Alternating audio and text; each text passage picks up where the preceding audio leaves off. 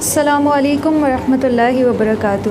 وعلیکم السلام ورحمۃ اللہ وبرکاتہ۔ نحمدہ ونصلی علی رسولہ الکریم، اما بعد، فاعوذ باللہ من الشیطان الرجیم، بسم اللہ الرحمن الرحیم۔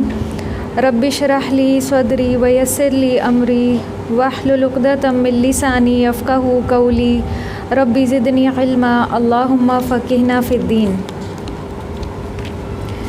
کیا حال ہے آپ سب کا؟ الحمدللہ، بتائیے آپ کیسی ہیں؟ الحمدللہ، اللہ کا شکر اور احسان ہے۔ آج ہم نے کون سا باب پڑھنا ہے؟ کون سا باب پڑھنا ہے آج ہم نے؟ چلیں آپ سب کھول لیجئے۔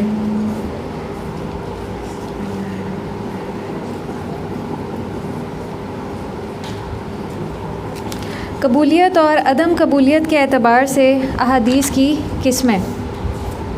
قبولیت کا مطلب ہوتا ہے اس کو ایکسیپٹ کرنا، اور عدم قبولیت کا مطلب ہوتا ہے اس کو ریجیکٹ کرنا۔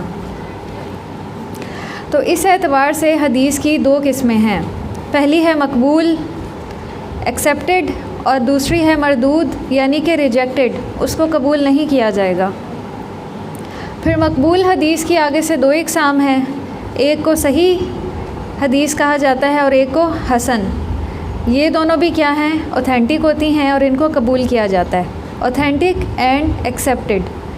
اور اس کے مقابلے میں ضعیف حدیث ہے جو مردود کی قسم میں سے ایک ہے، اور موضوع، ضعیف ویک حدیث کو کہتے ہیں۔ اور موضوع کون سی حدیث ہوتی ہے آپ کے علم میں ہے؟ جی بالکل، فیبریکیٹڈ، من گھڑت، جس کو خود سے بنایا گیا ہو اور خود سے بیان کیا گیا ہو، نبی صلی اللہ علیہ وسلم نے وہ حدیث بیان نہ فرمائی ہو۔ مقبول حدیث دیکھیے، حدیث صحیح اور حدیث حسن، یہ اس کی دو ٹائپس ہیں۔ اب آ جائیے مردود، ضعیف حدیث جس کو ریجیکٹڈ بھی کہا جاتا ہے۔ مردود احادیث جنہیں ضعیف بھی کہا جاتا ہے، تین وجوہات کی بنا پر مسترد کی جاتی ہے۔ مسترد کا مطلب ہے رد کی جاتی ہے۔ اس میں پہلا سبب ہے سقوط سند کے سبب، یعنی اگر سند منقطع ہو، اس میں انقطاع ہو۔ منقطع حدیث کون سی ہوتی ہے؟ آپ نے اپنی اسائنمنٹ میں بھی یہ کی تھی۔ کون سی حدیث ہوتی ہے؟ جس میں جس میں تابعی کا نام حذف ہوتا ہے۔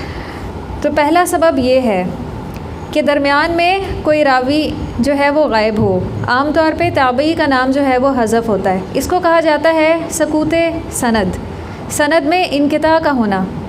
اس وجہ سے حدیث جو ہے وہ ضعیف ہوتی ہے، اس کو قبول نہیں کیا جاتا۔ لیکن اگر ہمیں اسی سند اور چین کے ساتھ وہی حدیث کسی اور سورس سے بھی مل جاتی ہے، یعنی حدیث کی کسی اور کتاب میں وہی سند یا وہی چین آف نریشن ہمیں ملتی ہے جہاں پہ وہ انقطاع واضح ہو جاتا ہے، وہ جو گیپ ہوتا ہے، وہ جو تابعی ڈراپ ہوا ہوتا ہے، وہ ہمیں وہاں پہ نظر آ جاتا ہے، تو پھر وہ ضعیف حدیث کیا ہو جائے گی؟ کس کیٹیگری میں چلی جائے گی؟ صحیح کی کیٹیگری میں چلی جائے گی یا مقبول کی کیٹیگری میں چلی جائے گی، پھر ہم اس کو مانیں گے۔ لیکن اگر ہمیں اس انقطاع کا پتہ نہیں چلتا تو پھر وہ حدیث ضعیف ہی رہے گی، اور ایسی حدیث قبول نہیں کی جاتی۔ دوسرا سبب دیکھیے، راویوں کے اختلاف کے سبب۔ اگر کوئی راوی ثقہ راویوں سے اختلاف کرے تب بھی، آپ نے اپنی اسائنمنٹ جو 4th اسائنمنٹ ہے وہ میں نے آپ کو اسی لیے دی تھی تاکہ آپ کو راویوں کے سٹیٹس کے بارے میں پتہ چلے کہ وہ آپ نے کیسے آئیڈینٹیفائی کرنا ہے۔ جیسے راویوں کے سٹیٹس میں جو صحیح مسلم ہے، اس میں تقریباً راویوں کا جو سٹیٹس ہے وہ ثقۃن ہے، یعنی صحیح مسلم کے جو راوی ہیں وہ اوتھینٹک ہیں۔ تو یہاں پہ دیکھیں ثقہ کا لفظ یوز ہو رہا ہے جس سے آپ فیملیئر ہوں گے۔ تو ثقہ راوی کون سا ہوتا ہے؟ جی، جس کی جو حدیث ہے وہ اوتھینٹک ہو، جس کی بات صحیح ہو، جس کی بیان کردہ حدیث لی جائے اور مقبول ہو۔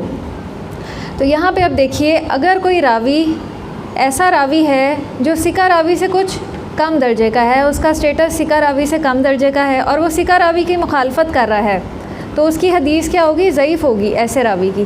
جیسے میں آپ کو مثال دیتی ہوں کہ ایک راوی ایک حدیث بیان کر رہا ہے اور اس میں وہ نبی صلی اللہ علیہ وسلم کا قول بیان کرتا ہے کہ آپ نے فرمایا کہ یہ کام کرو، اور اسی سیم سند کے ساتھ حدیث کی کسی اور کتاب میں ہمیں ایک اس سے زیادہ ثقہ راوی کی حدیث ملتی ہے جس میں سیم وہی سارے راوی ہیں، لیکن متن میں کیا بات کی جاتی ہے کہ نبی صلی اللہ علیہ وسلم کا قول ہے کہ یہ کام نہ کرو، ٹھیک ہے، ایک ہی معاملے سے متعلق یا ایک ہی امور سے متعلق ہمیں دو اپوزٹ چیزیں مل رہی ہیں حدیث میں۔ پھر اس میں جائزہ لیا جائے گا کہ کہیں راویوں کا آپس میں کوئی اختلاف تو نہیں، تو وہ پھر اختلاف اس صورت میں سامنے آتا ہے کہ ایک جو راوی ہے وہ ایک بات کر رہا ہے اور باقی اس کے جو ہم اثر تھے، اس کے ساتھ والے، اس کے کلاس فیلوز، ان سب کی رائے مختلف ہے۔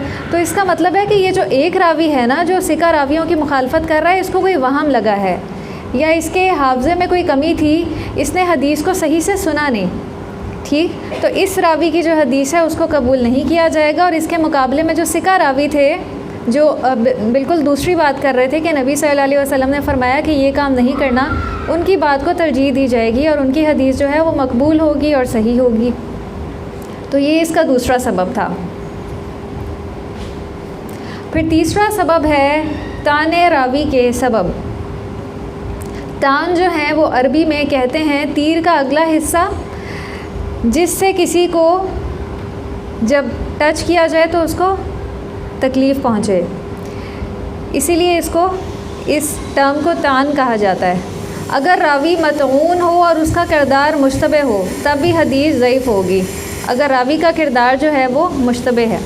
آگے اس سب کی ڈیٹیل بھی آ رہی ہے، لیکن پیج نمبر 147 کے اوپر یہ جو ٹیبل بنا ہوا ہے یا مائنڈ میپ، اس کو آپ دیکھ لیں۔ خبر کی قسمیں دو ہیں، ایک ہے مقبول اور دوسری ہے مردود۔ پھر مقبول حدیث کی آگے سے دو قسمیں ہیں، صحیح ہے اور حسن ہے، اور مردود کی جو ہے وہ تین ہیں اسباب اس کے: سکوت سند کے سبب ضعیف، پھر تان راوی کے سبب ضعیف، پھر ثقہ راویوں سے اختلاف کے سبب ضعیف۔ پچھلے پیج پہ تو ہم نے صرف یہ پوائنٹس دیکھے تھے، لیکن آگے اب اس کی کیٹیگریز بھی ہیں کہ سکوت سند کے سبب ضعیف ہونے میں کون کون سی احادیث آ جائیں گی۔ ایک ہوتا ہے سکوت ظاہری جس میں مولک حدیث ہے، مرسل ہے، معدل ہے اور منقطع ہے۔ آپ ان سب سے واقف ہیں؟ واقف ہیں سب؟ کون کون واقف ہیں؟ ہینڈ ریز کریں اپنا۔ جی، کیوں واقف ہیں؟ کہ آپ نے اس پہ اسائنمنٹ بھی کی ہوئی ہے۔ تو مولک حدیث کون سی ہوتی ہے؟ آپ بتائیں گے یہ مجھے، مولک حدیث کون سی ہوتی ہے؟ جس کے اوائل سند میں ایک یا زائد راوی ساکت ہوں۔ اوائل سند کون سی ہوتی ہے؟ جہاں سے سند شروع ہو رہی ہو، وہ کون سا حصہ ہوتا ہے؟ جی، فرسٹ والا تو ہوتا ہے، کون سا ہوتا ہے؟ صحابی رسول والا ہوتا ہے یا نیچے جہاں راوی کا نام لکھا ہوتا ہے؟ صحابی رسول والا جو حصہ ہے وہ اوائل سند اس کو کہا جاتا ہے، جہاں سے سند شروع ہو رہی ہوتی ہے۔ مرسل حدیث کون سی ہوتی ہے؟ جی آپ بتائیے۔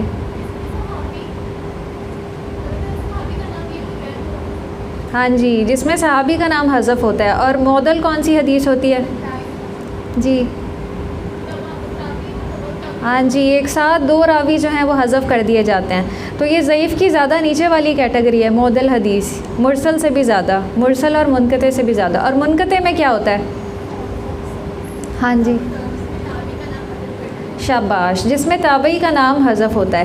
یہ سکوت ظاہری ہے، یہ ہمیں دیکھنے سے پتہ چل جاتا ہے کہ اس میں جو ہے نا یہ سکوت ہے، لیکن ایک سکوت خفی بھی ہوتا ہے جس کی نیچے دو مثالیں دی جا رہی ہیں۔ پہلا ہے مدلس روایت اور دوسری ہے مرسل خفی۔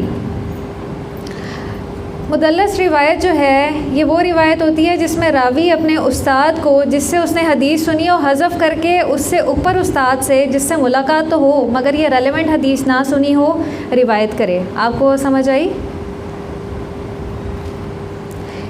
مدلس سے مراد وہ روایت ہوتی ہے جس میں ایک راوی اپنے استاد کو حذف کر دے، یعنی اپنے استاد کا نام نہ بیان کرے جس سے اس نے وہ حدیث سنی ہے، کیونکہ اس کو یہ لگتا ہے کہ یہ ویک سورس ہے۔ اگر میں اپنے استاد کا نام بیان کروں گا نا، اس ٹائم میں بھی یہ ہوتا تھا کہ کچھ محدثین جو ہیں ان کی احادیث کو بہت زیادہ ترجیح دی جاتی تھی، اہمیت دی جاتی تھی، جو بہت بڑے محدثین ہوتے تھے، تو کچھ راوی کی کیا کوشش ہوتی تھی کہ ہمارے نام کے ساتھ ان کا نام جڑ جائے کہ یہ ہمارے ٹیچرز ہیں۔ وہ اس چیز میں اعزاز محسوس کرتے تھے، لیکن چونکہ وہ ان کے شاگرد نہیں ہوتے تھے تو کئی بار وہ اس طرح سے بھی کر لیتے تھے کہ اپنے استاد کو اسکپ کر کے آگے سے اس کے استاد کا نام بیان کر دیتے تھے، تاکہ ان کی جو سند ہے نا اس میں تھوڑی قوت پیدا ہو جائے اور سب دیکھ کے کہیں کہ اچھا یہ اس سے انہوں نے حدیث سنی ہے، تو یہ تو بڑے اعزاز کی بات ہے۔ تو وہ اعزاز حاصل کرنے کے لیے نا وہ اس طرح کا کام کبھی کبھار کر جاتے تھے، جو بظاہر ٹھیک نہیں ہے، تو اس کو مدلس روایت کہا جاتا ہے۔ اور مرسل خفی جو ہے اس میں بھی یہ ہوتا ہے کہ راوی ایسے شخص سے نقل کرے جس سے اس کی ملاقات یا سماع ثابت نہ ہو۔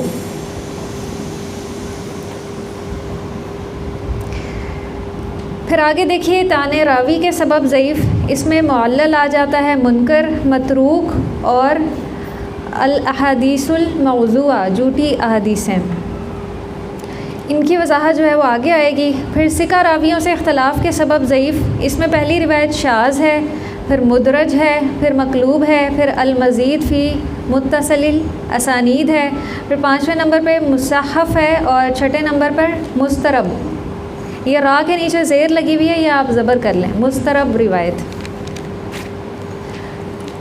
نیکسٹ پیج پہ آ جائیں، یہ بہت امپورٹنٹ ٹاپک ہے، صحیح حدیث کی جو 5 شرائط ہیں، یہ بہت امپورٹنٹ ہے، یہ آپ کو اچھے سے یاد ہونی چاہیے کہ مقبول احادیث کی جو شرائط ہیں وہ کون کون سی ہیں۔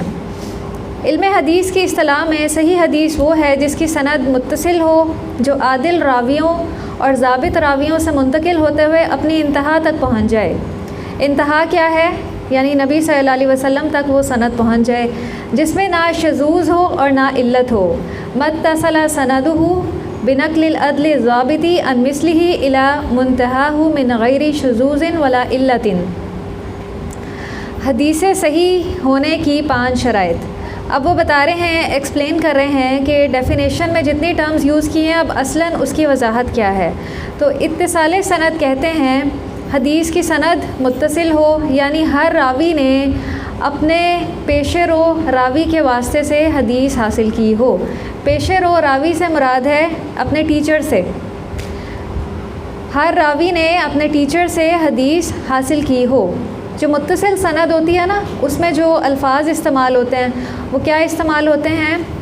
حدثنا، اخبرنا، سمیتو یا سمینا، یہ وہ الفاظ ہیں جو متصل سند میں استعمال ہوتے ہیں، یعنی ایک راوی نے حدیث سنی تبع تابعی سے اور اس نے یہ الفاظ استعمال کیے حدثنا کے یا اخبرنا نے، اور تبع تابعی نے وہی حدیث تابعی سے سنی، تابعی نے وہ حدیث صحابی رسول صلی اللہ علیہ وسلم سے سنی اور صحابی رسول نے وہ حدیث نبی صلی اللہ علیہ وسلم سے سنی۔ وہ الفاظ اسی طرح سے آگے ایک جنریشن کے بعد دوسری میں بڑھتے رہے، ایسی سند کو کہا جاتا ہے متصل سند، جس یا دوسرے لفظوں میں آپ کہہ سکتے ہیں جس میں انقطاع نہ ہو، کوئی راوی گرا ہوا نہ ہو۔ پھر دوسرا پوائنٹ ہے راوی عادل ہوں۔ حدیث کے تمام راوی عادل ہوں کا مطلب ہے ان میں 5 باتیں پائی جائیں، مسلمان ہو، بالغ ہوں، عاقل ہوں، متقی ہوں، ثقہ ہوں اور فاسق اور فاجر نہ ہوں۔ راوی کے عادل ہونے کا مطلب یہ ہے، یا دوسرے لفظوں میں عادل کا مطلب یہ ہے کہ اپنی طرف سے وہ حدیث نہیں گھڑتا، اور آپ کو پتہ ہے کہ تمام صحابی رسول صلی اللہ علیہ وسلم عادل ہیں۔ صحابہ کرام رضی اللہ عنہم جھوٹ کو جانتے بھی نہ تھے، کیوں؟ کیونکہ ان کے ایمان کا لیول بہت زیادہ تھا، وہ اللہ سے بہت ڈرنے والے تھے، وہ اپنی عملی زندگی میں بہت زیادہ متقی اور پرہیزگار تھے، وہ دنیا کے مقابلے میں آخرت کی زندگی کو ترجیح دیتے تھے۔ لیکن جیسے جیسے اس کے بعد کا دور شروع ہوا اور لوگوں کے دلوں میں اللہ کی محبت کے مقابلے میں دنیا کی محبت آنا شروع ہوئی، پھر کیا ہوا؟ ان کا ایمان کمزور ہوا اور ان کے تقویٰ کا لیول بھی ڈاؤن ہونا شروع ہوا۔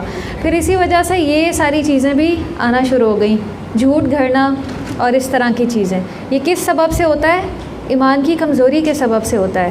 جب تقویٰ کا لیول ڈاؤن ہو جاتا ہے نا اور انسان مادی چیزوں کے پیچھے بھاگنے لگتا ہے، دنیا کی محبت اس کے دل میں گھر کر جاتی ہے، تو پھر جھوٹ اس کی زندگی میں آ جاتا ہے اور جھوٹ سے ہر خیر و برکت زندگی سے نکل جاتی ہے۔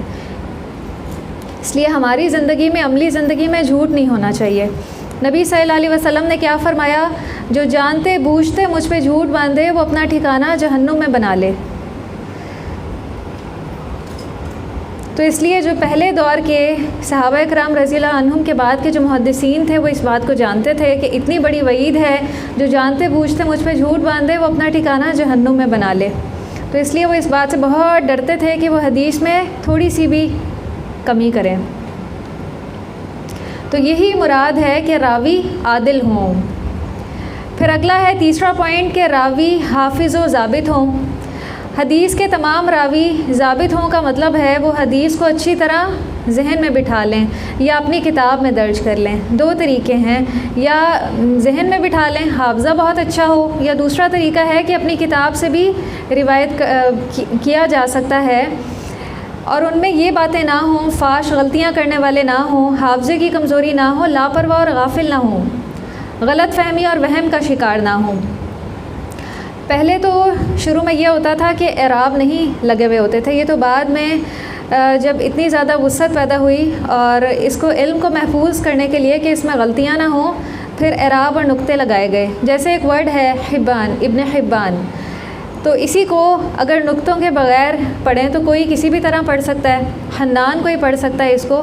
تو اس سے دیکھیں کہ پھر کتنا فرق ہو جائے گا کہ ایک حدیث جو حبان نے روایت کی ہے اس کو اگر حنان بنا دیا جائے تو پھر یہ کیا ہو جائے گا، غلط فہمی ہو جائے گی، یہ وہم ہو جائے گا. اس کو راوی کا وہم کہا جاتا ہے. اور کچھ راویوں کو یہ وہم بھی لاحق ہوا ہے کہ انہوں نے آگے حدیث کو روایت کرتے ہوئے کیا کیا کہ راوی کا نام تھوڑا سا چینج کر دیا. جیسے عمر تھا تو اس کو عمر کر دیا. اب عمر اور عمر نام کے تو کئی راوی ہیں، تو یہاں پہ اور اس وہم کی وجہ سے کیا ہوا کہ حدیث میں کمزوری واقع ہو گئی. ہمارے محدثین نے الحمدللہ اتنی زیادہ محنت کی ہے حدیث کے میدان میں کہ انہوں نے ان چھوٹی چھوٹی غلطیوں کو بھی ہائی لائٹ کیا ہے. اس درجے تک بھی انہوں نے اس حدیث کو محفوظ کرنے کے لیے محنت کی ہے. تو آج ہمیں بھی اس علم پہ اتنی ہی محنت کرنی ہے. ہمارے سامنے کوئی بھی حدیث آئے جس کا ریفرنس نہ لکھا ہو، اور آج کل اتنا فتنوں کا دور ہے، آج کل بھی احادیث ایسے ہی گھڑی جا رہی ہیں، نبی صلی اللہ علیہ وسلم سے منسوب کر کے آگے پہنچا دی جاتی ہیں، اور ہمارا میڈیا بھی آج یہی کام کر رہا ہے ٹیلی ویژن پہ. تو ہمیں اس حدیث کی تحقیق کرنی چاہیے. ہمارے اندر اتنی صلاحیت اور استعداد ہونی چاہیے کہ ہم اس حدیث کو پرکھ سکیں. ہم تو نہیں پرکھ سکتے، لیکن ہمارے محدثین نے الحمدللہ یہ محنت کی ہے کہ انہوں نے ہر حدیث پہ حکم لگا دیا ہے کہ یہ حدیث صحیح درجے کی ہے، یہ حسن درجے کی ہے، یہ ضعیف درجے کی ہے. جیسے میں نے آپ کو ایک عصر حاضر کے محدث کا نام بتایا تھا جنہوں نے یہ محنت کی ہے. کیا نام ہے ان کا؟ کیا نام ہے؟ شیخ البانی رحمہ اللہ. انہوں نے ہر حدیث پہ حکم لگا دیا ہے. تو ہمارے سامنے کوئی بھی حدیث آئے، ہمارے اندر یہ صلاحیت ہونی چاہیے کہ ہم اس حدیث کو اس کے اصل مصادر میں جا کے دیکھ سکیں کہ یہ حدیث کس بک کی ہے اور اس پہ کیا حکم لگا ہوا ہے، پھر ہم اس کو فالو کریں. ادروائز نہیں، ہر سنی سنائی بات کو آگے نہ پہنچائیں. آپ نے کیا فرمایا؟ نبی صلی اللہ علیہ وسلم نے جو جانتے بوجھتے مجھ پہ جھوٹ باندھے وہ اپنا ٹھکانہ جہنم میں بنا لے. اتنی بڑی وعید ہے.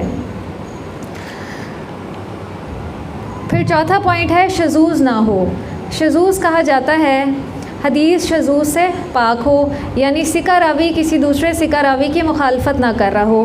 جیسے میں نے آپ کو بھی ایک مثال دی تھی کہ ایک جو کم درجے کا راوی ہے ثقہ سے، وہ ایک بات بیان کر رہا ہے کہ نبی صلی اللہ علیہ وسلم نے یوں فرمایا، جبکہ اس کے برعکس اسی چین کے ساتھ اس کے جو ہم اثر دیگر راوی ہیں جو اس سے زیادہ ثقہ ہیں، اس سے زیادہ اوتھینٹک ہیں، وہ اس سے اپوزٹ بات بیان کر رہے ہیں. تو اس کا مطلب ہے کہ یہ یہاں پہ اب شذوذ ہے. اس راوی کو کوئی وہم ہوا ہے جس کی وجہ سے اس نے ثقہ راویوں کی مخالفت کی ہے. تو اب ان ثقہ راویوں کی بات تو مقبول ہوگی، وہ حدیث تو مقبول ہوگی، لیکن اس راوی کی بات جو ہے وہ مردود کی کیٹیگری میں چلی جائے گی، اس کو رد کر دیا جائے گا. پھر پانچواں پوائنٹ ہے علت نہ ہو. حدیث علت سے پاک ہو، یعنی حدیث میں کوئی مخفی نقص نہ پایا جائے، حدیث معلول نہ ہو. یہاں پہ میں آپ کو امام بخاری کے ایک دو واقعات بھی میں انشاءاللہ آپ کو سناؤں گی. امام بخاری رحمہ اللہ کا بھی کئی جگہوں پہ ٹیسٹ لیا گیا تھا ان کی اوتھینٹسٹی کے بارے میں. جب امام بخاری کا ہر جگہ بہت چرچا ہو رہا تھا کہ ان کا حافظہ بہت قوی ہے اور ان کو لاکھوں کی تعداد میں احادیث یاد ہیں، تو کچھ جو اس دور کے بہت بڑے بڑے محدثین تھے انہوں نے ان کا ٹیسٹ بھی لینا چاہا. تو ایک بار امام بخاری جو ہیں وہ بغداد تشریف لے گئے، اور وہاں کے جب بڑے محدثین کو یہ پتہ چلا کہ امام بخاری یہاں پہ آ رہے ہیں تو انہوں نے سوچا کہ ان کا ٹیسٹ لیتے ہیں. انہوں نے کیا کیا کہ 10 اسٹوڈنٹس کو اس طرح سے احادیث یاد کروائیں، 100 احادیث یاد کروا دی ایک اسٹوڈنٹ کو، اور اس کی جو چین تھی، اس کی سند تھی، اس میں کچھ راویوں کو چینج کر دیا کہ یہاں پہ اب ہم امام بخاری کا امتحان لیتے ہیں کہ ان کو پتہ چلتا ہے یا نہیں۔ ان کے حافظے کے بارے میں تو بہت چرچا ہے کہ ان کو احادیث سند کے ساتھ یاد ہیں۔ تو اس طرح سے ان اسٹوڈنٹس کو احادیث یاد کروا دی گئیں۔ تو امام بخاری رحمہ اللہ جب تشریف لائے تو ان اسٹوڈنٹ سے یہ کہا گیا کہ وہ اپنی احادیث سنائیں، اور انہوں نے جب سنائی تو امام بخاری نے ساتھ ساتھ ان کو فرمایا کہ نہیں، یہ حدیث صحیح نہیں ہے، یہ میرے علم میں نہیں ہے۔ ان سب اسٹوڈنٹ سے انہوں نے وہ احادیث سنی اور اپنے حافظے کی بنیاد پہ فرمایا کہ یہ احادیث صحیح نہیں ہے، اور پھر ان کی تصحیح بھی فرمائی، یعنی اصلاح بھی کی کہ آپ نے یہ جو مسٹیک کی ہے نا سند میں، یہ سند اس طرح سے تھی۔ تو سب نے واقعی تسلیم کر لیا کہ اللہ سبحانہ و تعالیٰ نے ان کو واقعی بہت قوی حافظہ عطا فرمایا ہے، اور اس کے پیچھے ان کی والدہ کی دعائیں بھی تھیں کہ ان کی والدہ ان کے لیے بہت کثرت سے دعائیں کرتی ہوتی تھیں کہ وہ حدیث کی یہ خدمت سر انجام دیں، اور انہوں نے بہت محنت کی ہے حدیث کے میدان میں۔ اور اس سے متعلق امام بخاری نے کئی بار کچھ خواب بھی دیکھے تھے کہ وہ صحیح احادیث کو ضعیف احادیث سے الگ کر رہے ہیں۔ تو دیکھیں کہ اللہ سبحانہ و تعالیٰ نے ان سے پھر کتنی بڑی خدمت لی کہ قرآن کے بعد جو سب سے اوتھینٹک بک ہے وہ کون سی ہے؟ صحیح بخاری کی ہے۔ صحیح بخاری کی تمام احادیث جو ہیں وہ صحیح درجے کی ہیں۔ شذوذ، irregularity، صحیح حدیث کے لیے یہ ضروری ہے کہ حدیث شذوذ سے پاک ہو۔ جب کوئی ثقہ راوی اپنے سے بہتر شخص کی مخالفت کرے تو وہ حدیث شاذ ہوگی، یعنی اگر منفرد راوی اپنے سے زیادہ ثقہ راوی کی مخالفت کرے جو حفظ و ضبط میں اس سے بہتر ہے تو ایسی شاذ روایت کو مسترد کر دیا جائے گا۔ شذوذ سند میں بھی ممکن ہے اور متن میں بھی۔ شذوذ جو ہے دونوں جگہوں پہ ہو سکتا ہے۔ اب آگے مثال دی جا رہی ہے شذوذ فی المتن کی مثال۔ عبد الواحد بن زیاد نے آمش سے، اور آمش نے ابو صالح سے، اور ابو صالح نے حضرت ابو ہریرہ رضی اللہ عنہ سے روایت کیا کہ رسول اللہ صلی اللہ علیہ وسلم نے فرمایا، تم میں سے جب کوئی فجر کی نماز ادا کرے تو اسے چاہیے کہ وہ کچھ دیر دائیں پہلو پر لیٹ جائے۔ اس حدیث میں رسول اللہ صلی اللہ علیہ وسلم کا قول نقل کیا گیا ہے۔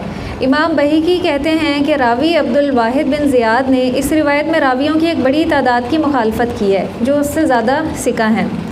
حضرت آمش کے ممتاز شاگردوں میں سے ہیں، اور دیگر تمام راویوں نے اس حدیث کو رسول اللہ صلی اللہ علیہ وسلم کے فعل کے طور پہ بیان کیا ہے، جبکہ عبد الواحد بن زیاد نے اسے رسول اللہ صلی اللہ علیہ وسلم کے قول کے طور پہ پیش کیا ہے۔ یہ جو اس حدیث میں راوی ہے نا آمش، ان کے جو دیگر اسٹوڈنٹس تھے یا ان کے جو دیگر ہم اثر تھے، انہوں نے اس حدیث کو نبی صلی اللہ علیہ وسلم کے فعل کے طور پہ بیان کیا ہے، جبکہ یہ جو ایک راوی ہیں عبد الواحد بن زیاد، انہوں نے کیا کیا ہے، اس کو نبی صلی اللہ علیہ وسلم کا قول بیان کیا ہے، جبکہ قول اور فعل میں بہت فرق ہے۔ قول کا مطلب ہوتا ہے کہ نبی صلی اللہ علیہ وسلم کسی بات کا حکم دے رہے ہیں اور وہ پھر واجب کے درجے میں آ جاتی ہے، جبکہ فعل کا مطلب ہوتا ہے کہ وہ نبی صلی اللہ علیہ وسلم کا فعل ہے، اور فعل سے متعلق رخصت ہوتی ہے، وہ واجب کے حکم میں بسا اوقات نہیں بھی ہوتا، وہ نبی صلی اللہ علیہ وسلم کی سنت ہوتی ہے، یعنی چاہے تو اس پہ عمل کر لیں اور چاہے تو اس پہ عمل نہ کریں۔ جیسے نبی صلی اللہ علیہ وسلم کا ایک قول ہے کہ تم میں سے ہر ایک کو چاہیے کہ وہ اپنی رات کی جو عشاء کی نماز ہے اس میں آخری نماز وتر کو بنائے، ٹھیک ہے، یہ آپ صلی اللہ علیہ وسلم کا قول ہے، لیکن اس کے مقابلے میں آپ کا فعل یہ دیکھا گیا کہ آپ بسا اوقات وتر کے بعد بھی 2 رکعت نفل پڑھ لیا کرتے تھے۔ تو دیکھیں اب اس میں نبی صلی اللہ علیہ وسلم کا قول ایک ہے اور فعل ایک ہے، تو کچھ چیزیں اللہ سبحانہ و تعالیٰ کی طرف سے نبی صلی اللہ علیہ وسلم کے لیے خاص تھیں، آپ کو رخصت دی گئی تھی، اسی طرح کچھ اور امور بھی اس طرح کے ہیں۔ تو جو قول ہے وہ ہمارے لیے ہوگا کہ ہم نے اس پہ عمل کرنا ہے، وہ ایک طرح سے آپ کا حکم ہوگا، اور جو نبی صلی اللہ علیہ وسلم کا فعل ہے وہ آپ کے لیے بھی ہو سکتا ہے کہ جو صرف نبی صلی اللہ علیہ وسلم کے لیے ہو، تو اس لیے قول اور فعل میں بہت فرق ہے۔ تو یہ جو متن کی مثال تھی یہ شذوذ کی تھی۔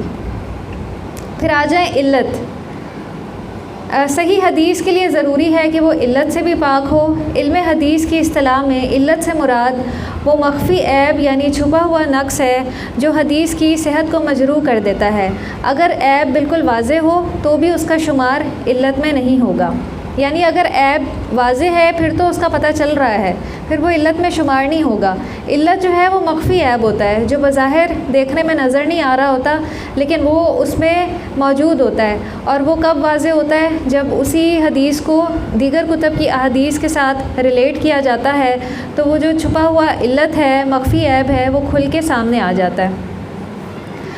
حدیث معلل کے لیے ضروری ہے کہ اس کی علت مخفی ہو اور اس علت سے حدیث کی صحت بھی مجروح ہوتی ہو۔ علت کبھی متن میں ہوتی ہے اور کبھی سند میں۔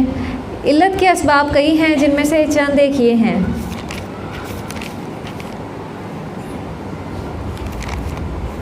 یہ علت جو ہے نا، پیچھے ہم نے 5ویں نمبر پہ پڑھا تھا کہ صحیح حدیث میں جو جو چیزیں نہیں ہوتی ہیں اس میں علت بھی نہیں ہوتی، تو اب یہی بتایا جا رہا ہے کہ علت ہوتی کیا ہے۔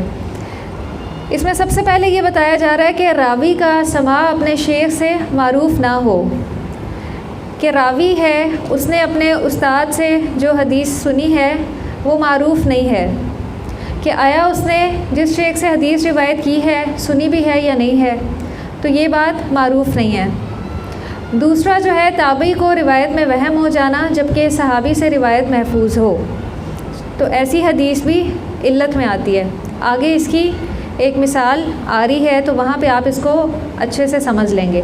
روایت میں ان ہو اور ایک راوی ساکت ہو جس کا علم دیگر طریقوں سے ہو جائے۔ آپ نے کئی بار سند میں ان سے مراد یہ ہے کہ ایک ہی سند میں کچھ راوی ان کے الفاظ بیان کر کے حدیث روایت کریں، مثلا ان فلان ان فلان ان فلان، ورنہ عام طور پہ جو صحیح حدیث کے لیے الفاظ استعمال کیے جانے چاہیے وہ یہ ہونا چاہیے کہ حدثنا اخبرنا سمیت۔ اس میں ایک صراحت آ جاتی ہے کہ راوی نے واقعی اپنے استاد سے یہ حدیث سنی ہے، لیکن ان میں صراحت نہیں آتی، ان والی حدیث میں صراحت نہیں آتی کہ آیا اس نے اپنے شیخ سے خود سنی بھی ہے یا نہیں سنی۔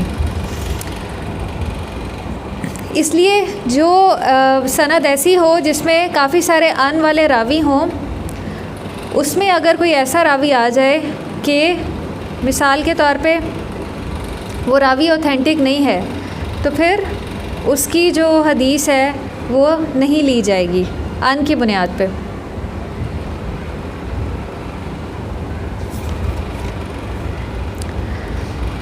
راوی کا شیخ سے سماع ثابت ہو لیکن اس خاص حدیث کا سماع ثابت نہ ہو، تو یہ بھی کمزوری میں شامل ہوتا ہے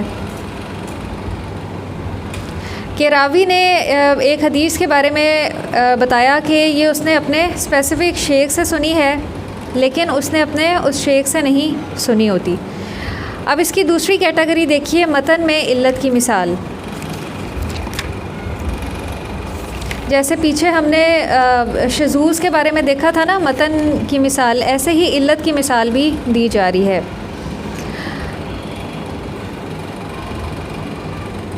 الطیرۃ شرک وما منا الا ولکن اللہ یذہبہ بالتوکل، یہ ابن ماجہ کی حدیث تھی۔ شگون لینا شرک ہے اور ہم میں سے ہر ایک مگر اللہ تعالیٰ توکل کے ذریعے اسے دور کر دیتا ہے۔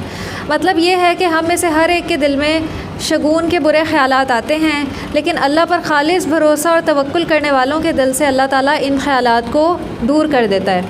تو یہ حدیث جو ہے بظاہر سند اور متن کے لحاظ سے صحیح ہے، اس میں کوئی ایسا عیب نظر نہیں آ رہا۔ اس حدیث کے جو راوی ہیں وہ بھی سارے ثقہ ہیں اور اس کا جو متن ہے وہ بھی درست ہے، لیکن اس حدیث میں یہ جو الفاظ ہیں نا، وما منا الا کے الفاظ، یہ علت ہیں۔ یہ کیسے پتہ چلا؟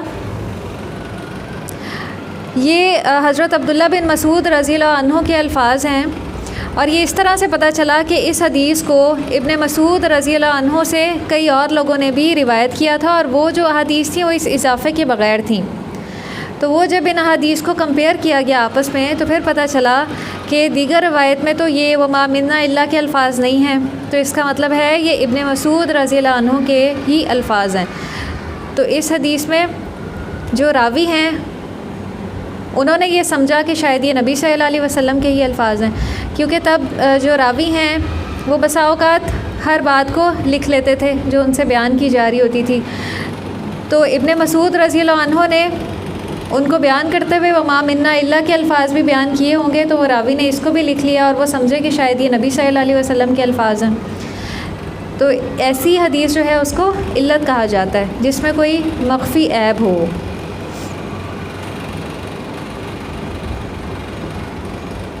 سند میں علت کی مثال، مثلاً عبداللہ بن دینار رحمہ اللہ کی بجائے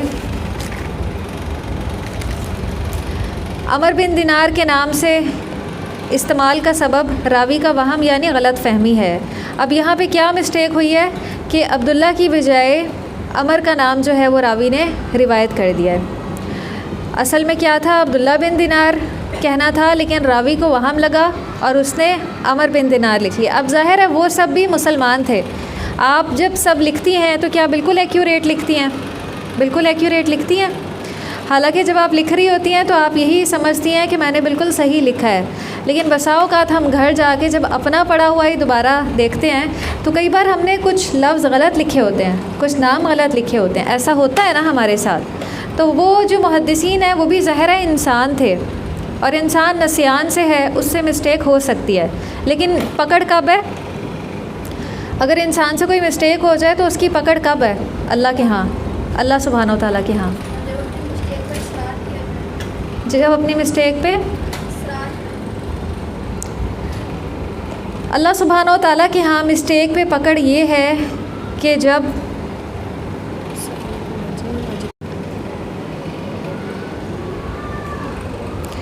مسٹیک پہ اللہ سبحانہ و تعالیٰ کے ہاں پکڑ تب ہے جب وہ جان بوجھ کے کی جائے. ہمیں صحیح بات کا علم ہو، اس کے باوجود ہم غلطی کریں، ہم گناہ کریں، تو پھر اللہ سبحانہ و تعالیٰ کے ہاں ہماری پکڑ ہے. لیکن اگر ہماری نیت نہیں تھی، ہماری نیت میں خلوص تھا، ہم اچھی نیت سے وہ کام کر رہے تھے لیکن ہم سے غلطی ہو گئی، تو اللہ سبحانہ و تعالیٰ ایسی غلطی پہ مواخذہ نہیں فرمائیں گے. تو اس لیے اس دور کے محدثین سے بھی اس طرح کی غلطیاں ہو گئیں، لیکن وہ بعد میں سامنے آ گئیں. جیسے میں نے آپ کو ابھی بتایا کہ سند میں یہ جو علت تھی، وہ جو دیگر طرق تھے یا جو دیگر اسناد تھیں اس سے یہ واضح ہو گئی. صحیح حدیث کی مثال، اس حدیث کو آپ خود سے پڑھ لیجئے گا. یہ حدیث ہے کہ صحابی رسول صلی اللہ علیہ وسلم جبیر رضی اللہ عنہ فرماتے ہیں، میں نے نبی صلی اللہ علیہ وسلم کو مغرب کی نماز میں سورۃ الطور کی تلاوت کرتے ہوئے سنا. ایسی حدیث کو کیا کہتے ہیں آپ بتائیں؟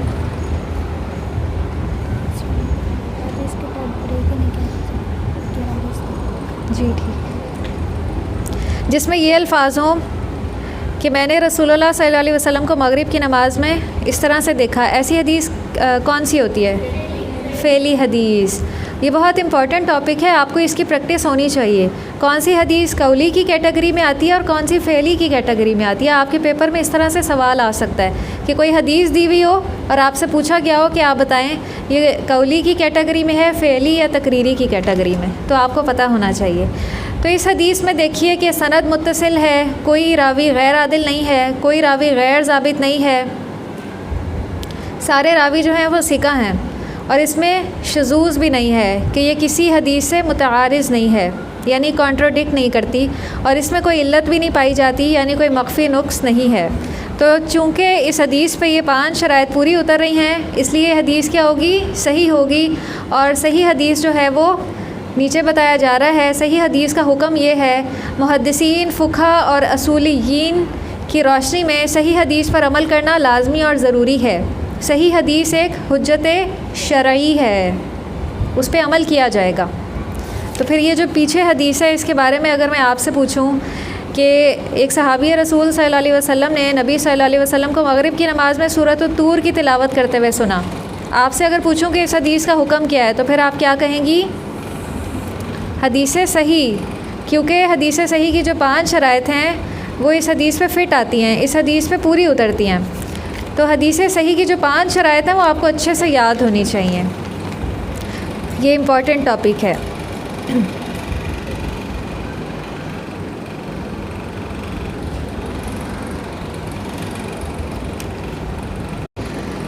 آگے دیکھیے حسن. یہ حدیث مقبول کی دوسری کیٹیگری ہے۔ علم حدیث کی اصطلاح میں حسن وہ حدیث ہے جس کی سند متصل ہو، عادل راویوں سے مروی ہو، شذوذ سے پاک ہو اور علت سے پاک ہو، لیکن ایسے راوی بھی رکھتی ہو جس کا حافظہ کمزور ہو، یعنی ضبط میں کچھ کمی ہو۔ ضبط حافظے کو کہا جاتا ہے، تو ضبط میں کمی ہو سکتی ہے۔ دوسرے لفظوں میں صحیح حدیث 5 شرائط پر پوری اترتی ہے، جبکہ حسن حدیث صرف 4 شرائط پر پوری اترتی ہے۔ ضبط جو ہے وہ حسن حدیث میں کچھ کمزور ہوتا ہے، یعنی راوی کا جو ضبط ہے وہ کچھ کمزور ہوتا ہے۔ حدیث حسن کی مثال ترمذی کی ایک حدیث دی گئی ہے، لولا ان اشک علی امتی لامرتہم بالسواک عند کل صلاۃ۔ حضرت ابو سلمہ تابعی سے اور انہوں نے مشہور صحابی رسول حضرت ابو ہریرہ رضی اللہ عنہ سے یہ حدیث روایت کی ہے، اور اس میں جو ایک راوی ہیں محمد بن عمر، وہ حفظ و ضبط میں متہم ہیں، یعنی ان میں حافظے کی کچھ کمی ہے، لیکن بقیہ 4 شرائط جو ہیں وہ پوری ہوتی ہیں، اسی لیے یہ حدیث جو ہے وہ حسن درجے کی ہے۔ اور اسی حدیث کے کچھ ملتے جلتے الفاظ صحیح مسلم میں بھی آئے ہیں۔